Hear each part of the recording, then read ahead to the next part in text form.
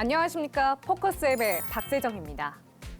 하늘은 높고 말은 살찐다는 청고마비 계절이 왔습니다. 오늘도 포커스앱은요, 마음의 양식을 가득 채울 소식들로 준비해봤습니다. 포커스앱 첫 방이 나간 뒤 주변에서 이런 말씀을 하시더라고요. 사회공헌 활동에 관심을 두게 됐다면서 반응이 참 좋았습니다. 그래서 제가 감사의 말씀과 함께 혹시 사회공헌 활동도 함께 실천해 보셨나요? 이렇게 질문을 드렸는데요. 그런데 어떤 분이 에이, 사회공헌 어려운 거 아니야? 기업이나 하는 거지 하시더라고요. 그렇지 않습니다. 개인도 일상생활에서 쉽게 실천할 수 있는데요. 이 작지만 소중한 실천부터 함께 해보시는 건 어떨까요? 그래서 오늘 제가 여러분께 보여드리려고 직접 준비해봤습니다. 이 사무실과 집에서 쓰는 텀블러와 에코백입니다. 일회용 대신 이 텀블러를 그리고 종이 가방 대신 이 에코백을 사용하는데요. 여기 에코백에는 텀블러를 닦을 때 쓰는 수세미입니다. 이 옥수수 전분을 발효해 섬유로 뽑아내서 만든 친환경 소재로 만들었습니다. 여러분도 저처럼 작은 실천 오늘부터 함께 해보시죠. 오늘 포커스엠은 알찬 소식들로 가득 채웠습니다.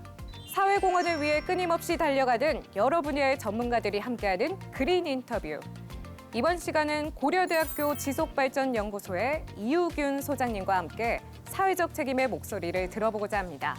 이 소장님을 한마디로 표현하자면 지구를 구하는 정책 구상가라고 하는데요.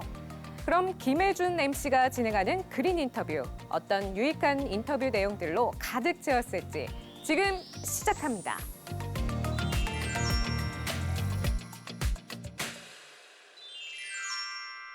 여러 분야의 전문가들과 함께 이야기 들어보는 그린 인터뷰 시작합니다. 이 그린 인터뷰, 푸릇한 녹색 지구를 꿈꾸는 인터뷰라서 이렇게 이름을 지어봤는데요. 지구온난화로 환경정책이 대두가 되고 있는 요즘이죠. 오늘은 고려대학교 지속발전연구소장 이우균 소장님 모시고 말씀 나눠보도록 하겠습니다. 소장님 안녕하세요. 예, 안녕하십니까.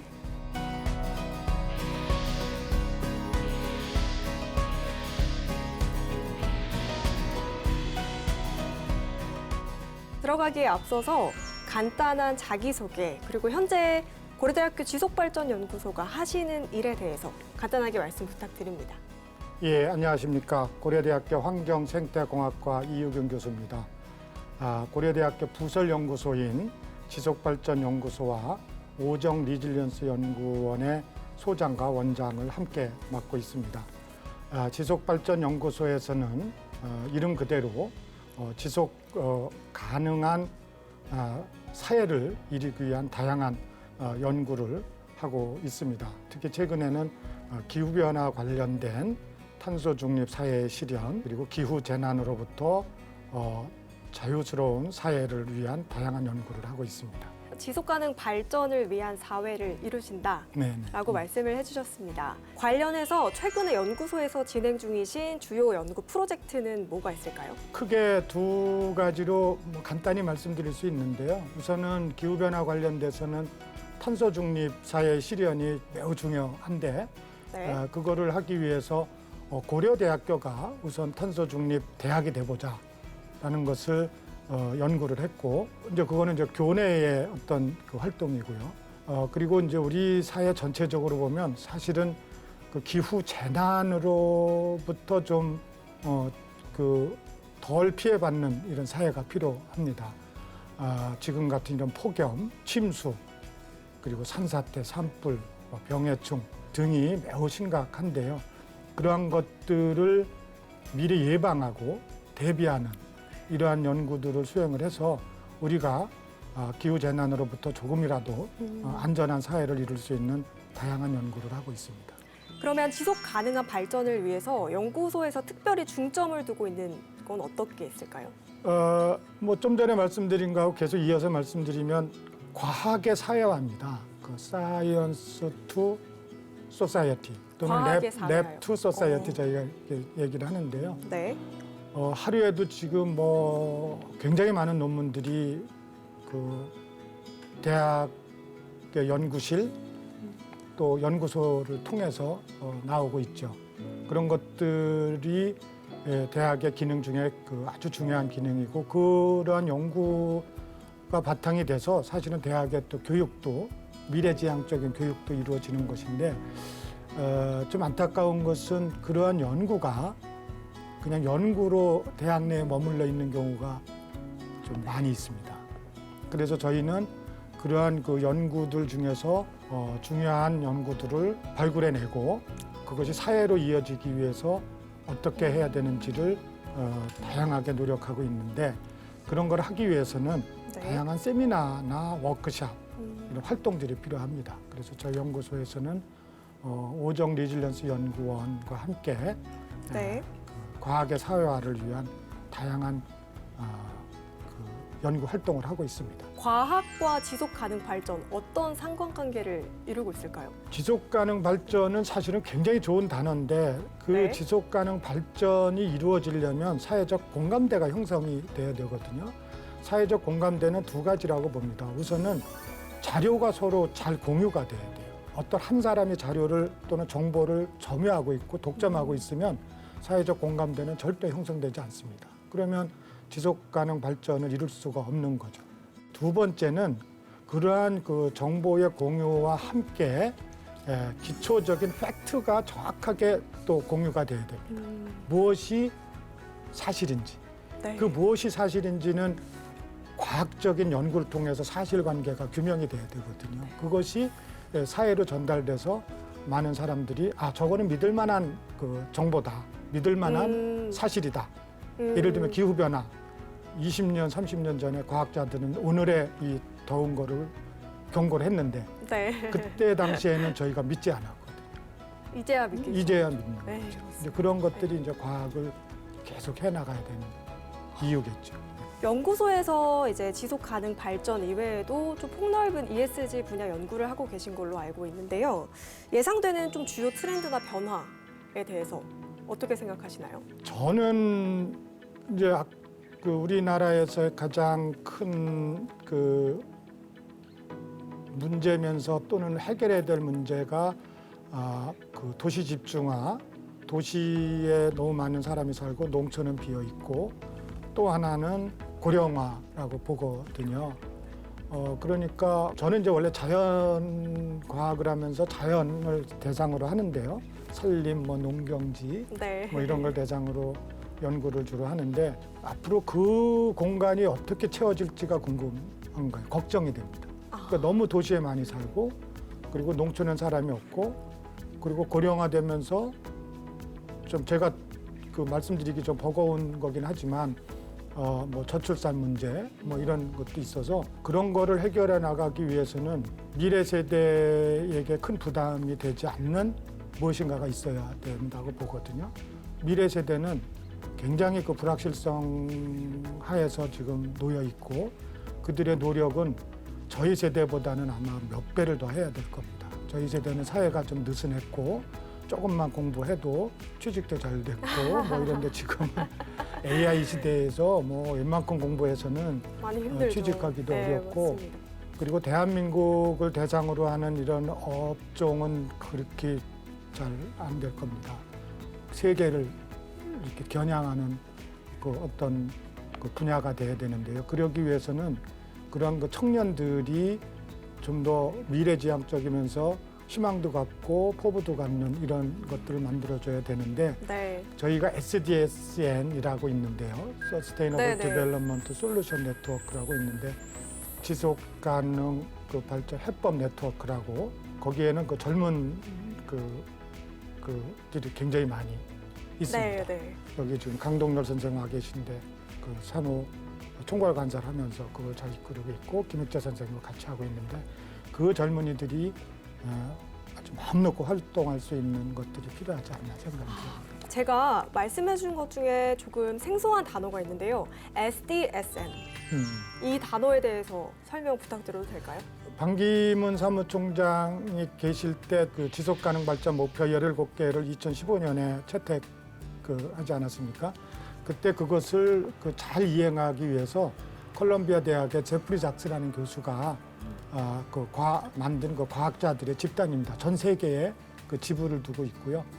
거기에서는 지속 가능 발전 목표가 사회적으로 잘 이행될 수 있는 다양한 해법들을 그 논의를 통해서 제시하고 있는데 그 SDSN 코리아라고 있습니다. 그 지부가 저희 그 고려대학교에 있고요. 네. 거기에 제가 지금 공동대표를 맡고 있고 거기에 그 SDSN 코리아 유스라고 있습니다. 네. 그 유스 집단의 그 강동열 총괄 간사가 맡고 있는데 SDSN 코리아는 이제 저처럼 좀 기성 세대고요. 네. SDSN 코리아 유스는 젊은 세대인데 유스들이 훨씬 더 잘합니다.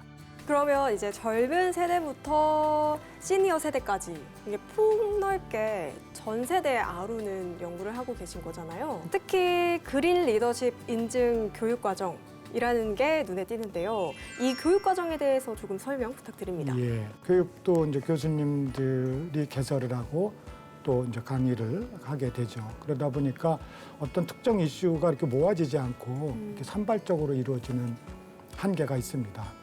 그래서 저희는 그 지속 가능 발전과 관련된 교육 그 강좌들을 쭉 조사를 해서 그거를 DB화하고 그것들이 어떻게 연계가 되면 좋을지를 하는 그런 그 프로그램을 그 환경부 지원으로 그린 리더 교육 인증제도라는 프로그램을 운영하고 있습니다. 지금 이제 2년째인데요. 그 그린 리더 교육 인증에서는 그와 같이 산발적으로 이루어지는 교육들을 다 모아서 학생들이 그 보기 편하게 이러이러한 교과목을 들으면 내가 그린 리더 교육을 수료하게 되는 거구나. 뭐 이런 거를 이제 알게 하고 그 학생들한테 홍보도 하고 지원해주고 특히 이제 학생들 그 프로그램에 들어오는 학생들한테는 인턴십을 하게 해서 보다 그 폭넓은 교육이 이루어지도록 하고 있습니다. 환경부 그 지원이고요. 3+3입니다. 3년 하고 또 3년 더 지원해 주니까 6년이 앞으로 그 교육 활동을 할 수 있습니다.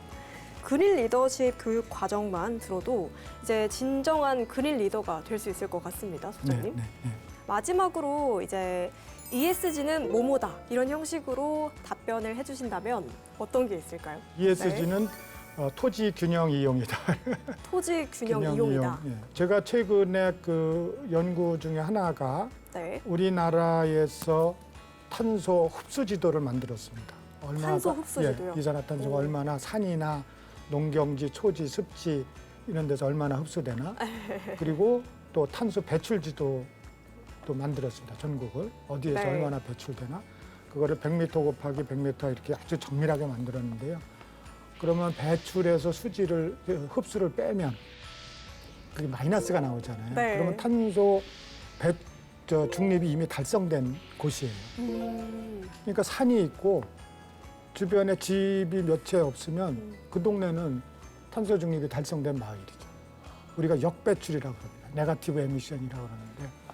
근데 우리나라에서 제가 지도를 그려보니까 탄소 중립 달성된 마을이 굉장히 많이 있습니다. 근데 그 탄소 중립 달성된 마을의 분포, 공간 분포하고 네.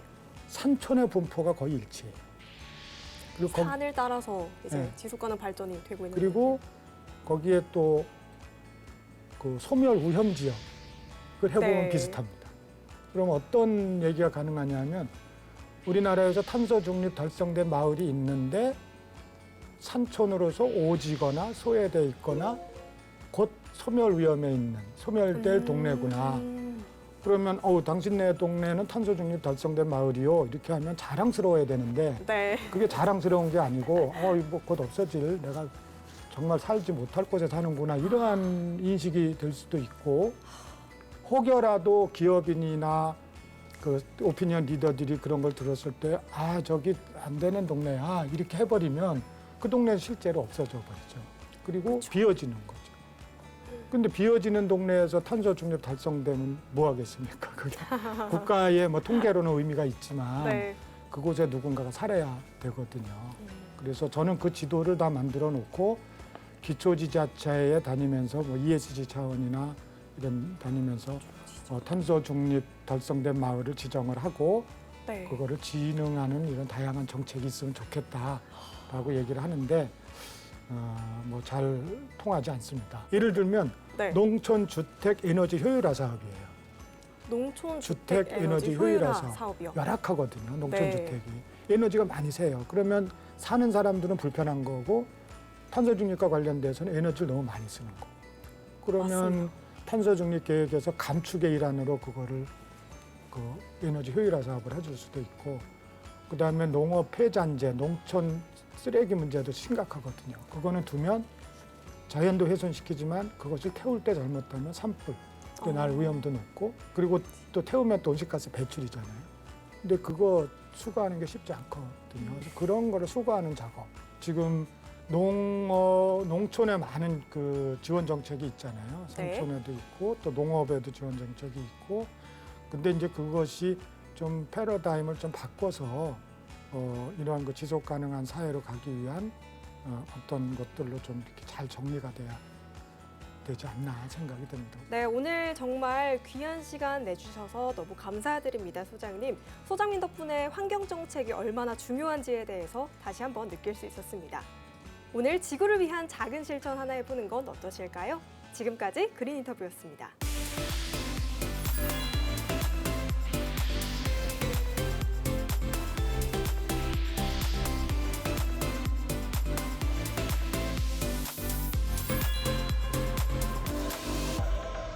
안녕하십니까. 떠오르는 사회공헌 이슈를 알아보는 시간 이슈M의 박세정입니다.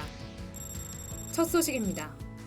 새마을금고 중앙회가 지방소멸위기 해소와 청년 중심 지역사회 공동체 활성화를 위해 MG 희망나눔 청년로컬 지원사업 기부금 10억 원을 지난 9일 함께 일하는 재단에 전달했습니다. 중앙회는 2018년부터 청년 일자리 창출을 위한 취업창업 지원사업을 매년 추진해왔는데요. 올해부터는 청년과 지역의 상생을 통한 지역경제의 새로운 활력을 제고하는 데 중점을 둘 예정입니다. 사천 새마을금고에서 MG 희망나눔 지역사회공헌 발굴 지원사업의 일환으로 저소득층을 위한 주거환경 개선 사업을 지난 23일에 진행했습니다. 대상자는 사천 새마을금고와 사천읍 주민자치회가 선정한 노후화된 담벼락과 대문으로 인해 불안한 주거환경에 처해 있는 가구가 선정됐습니다. 새마을금고 지역희망나눔재단에서 착한 가격업소 지정 및 확대에 기여하기 위해 지난 20일 소상공인연합회에 총 2억 원을 전달했습니다. 재단은 이번 지원을 통해 전국의 착한 가격업소 30곳에 간판, 에어컨, 집기류 및 기념품 등 실질적으로 필요한 물품을 지원할 예정입니다. 에너지 공기업 11곳이 중소 중견기업들에게 활용 가치가 높은 특허 490건을 선별하여 무상으로 제공합니다. 산업통상자원부는 24년도 산업통상자원부 에너지 공기업 기술 나눔 공고를 통해 나눔 기술들을 공개하고 10월 21일까지 신청 기업에게 접수를 받습니다. 이번 나눔 대상 기술은 에너지 및 ESG 관련 특허 등이 진행됩니다. 마지막 소식입니다. 2024 경북대 반려동물 한마당이 10월 9일 경북대 학생주차장에서 펼쳐집니다. 올해로 35회째를 맞이한 경북대 반려동물 한마당은 대구 그린라이프 페스타와 함께 개최하는데요. 지자체와 대학 협력 기반 지역 혁신 사업인 대구 그린라이프 페스타는 친환경과 ESG의 가치를 알리는 축제입니다. 지금까지 이슈M의 박세정이었습니다. 이어서 듣기만 해도 미소가 지어지는 체험 선행 현장, 채선연에서는요. 따사로운 가을 햇살과 솔솔 불어오는 바람이 좋은 날이죠.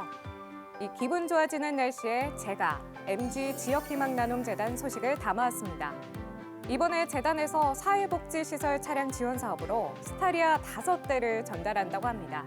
메인 MC를 맡은 제가 이 선행 현장에 직접 찾아가서 생생한 소식을 담아왔습니다. 저와 함께 바로 들어가 보시죠.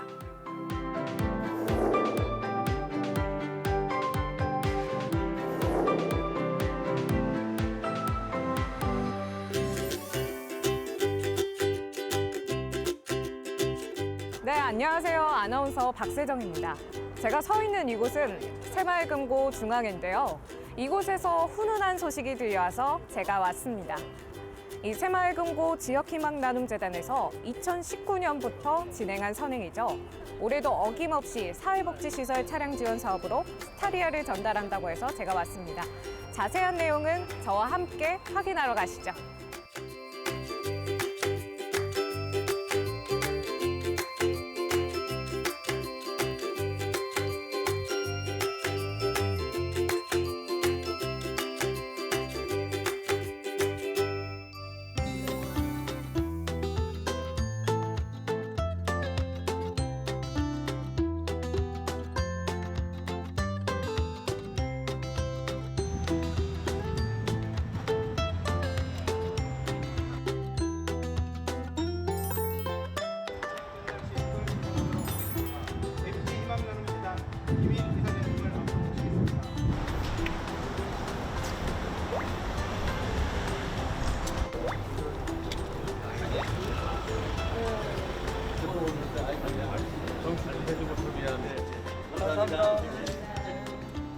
안녕하세요. 안녕하세요. 네, 반갑습니다. 간단하게 자기소개 부탁드립니다. 저는 광주에서 한마음 노인복지센터에서 온 센터장 김선정이라고 합니다. 반갑습니다. 네, 한마을복지센터에서 오셨다고 네네. 하셨는데 새마을금고에 어떤 일로 오시게 되셨나요? 저희 차량 지원 사업 공모에 신청해서 저희가 당첨돼가지고 차량을 받으러 왔습니다.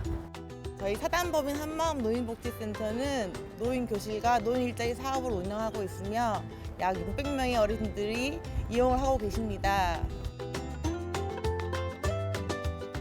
새마을금고에게도 한번 한 말씀 부탁드릴 수 있을까요?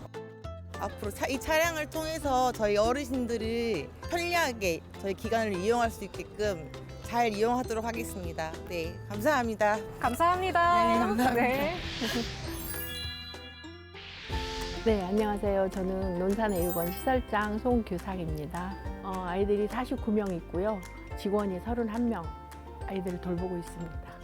학습 위주보다는 그 좋은 곳에 캠프도 가고 관람도 하고 여행도 하고 그런 거를 많이 하거든요. 근데 차량이 부족하니까 선생님들 차량까지 이용해서 사실 지금은 다니고 있어요. 근데 차 2대로 간다면 아이들도 넉넉하게 기분 좋게 갈 수 있을 것 같습니다. 사실 저희는 그때 이렇게 지원 신청해서 본부에서 내려오셔서 현장 실사를 하셨을 때 정말 마음이 들떠 있었고 꿈 같은 그런 기분이었거든요. 이 새마을금고가 저희처럼 이렇게 열악한 시설에 그런 차량 지원을 한다고 하면 시설장들이 시설을 운영할 때 굉장히 큰 도움이 될 수 있으리라 생각됩니다. 여러분들이 원하는 차량 지원을 새마을금고에서 해주셨으니까 우리는 이 차를 타고 전국을 방방곡곡 누비면서 우리들의 꿈을 함께 펼쳐보자. 사랑한다. 그리고 새마을금고 사랑합니다.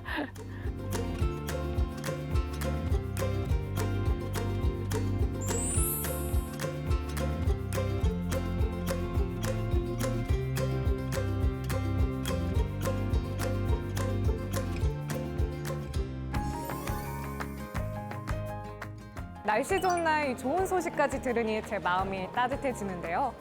이 새마을금고 지역희망 나눔재단에서 지원한 차량으로 이 노약자와 장애인 그리고 아동들의 이동 편의성과 이 의료 접근성을 높이시길 바랍니다. 재단에서 앞으로 또 어떤 사업으로 지역사회 발전과 주민의 삶의 질 향상에 힘쓸지 기대되는데요. 지금까지 박세정이었습니다. 고맙습니다. 오늘 물 한 잔 드실 때 혹시 일회용 컵으로 드시지 않았나요? 또 화장실에서는 물을 계속 틀어놓고 손 씻지 않으셨나요? 작은 실천도 계속하면 습관이 되고 지구의 수명을 늘려줄 수 있습니다. 여러분도 함께 사회를 위한 소중한 실천 함께 해보시길 바랍니다. 저희는 다음 방송에서도 알찬 소식으로 찾아오겠습니다. 다음 주도 저희와 함께 해주실 거죠? 지금까지 포커스M의 박세정이었습니다. 시청해주신 여러분 고맙습니다.